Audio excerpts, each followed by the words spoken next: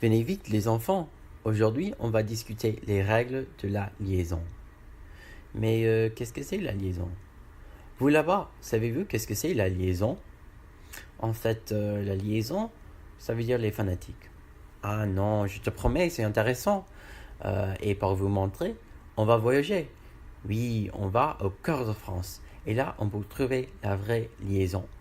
Mais qu'est-ce que ça veut dire la liaison? En fait, ce sont les mots qu'on lit ensemble pour faire la rythme linguistique. Ici, on a des exemples de la liaison. Par exemple, on dit on y va les amis, mais on ne dit pas on y va les amis. Donc là, il faut faire la liaison. Mais ici, on ne fait pas. Par exemple, on dit je suis avec lui et Anne. On dit suis avec, mais pas Louise et Anne. On dit juste lui et Anne. Et on va discuter pourquoi. Donc, il y a trois catégories de la liaison. En premier, il y a la liaison obligatoire qu'il faut faire. Il y a la liaison aussi interdite qu'il ne faut pas faire. Mais aussi la liaison qui est facultative. Donc, quelquefois, on a son choix. En premier, la liaison obligatoire. Ici, il faut le faire dans les groupes nominal et verbal. Par exemple, on dit ils ont des oranges. Et aussi après les prépositions et adverbes monosyllabiques. Par exemple, je suis chez elle.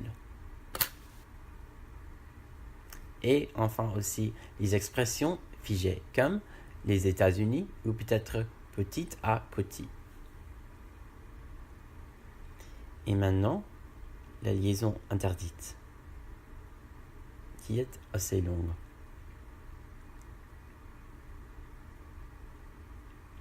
Donc on ne fait pas après les noms, après les mots et, après comment, quand et combien, et aussi après un prénom sujet en version.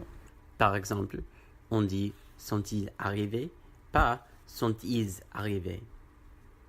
Et aussi après un adjectif qui ne précède pas un nom, donc les gens musicaux et talentueux, pas musicos. Et aussi après un pronom objet qui ne précède pas un verbe comme donner aux parents. Et enfin, devant un H aspiré, on ne dit pas comme les ale, devant 11 et 8, devant les sons W, OA et IA dans les mots étrangers, et aussi dans les mots au pluriel. Par exemple, le mot week-end et aussi le mot salle à manger. On ne dit pas, on dit salle à manger. Et enfin, le troisième forme, la liaison facultative. Donc, on peut faire son choix. Les gens qui font toujours la liaison sont les gens qui vivent dans les endroits ruraux, qui sont presque âgés et bien éduqués. Mais on peut faire son choix. Eh bien, vous êtes prêts à parler français bien avec vos amis. Bonne continuation et merci bien pour votre attention. À la prochaine fois.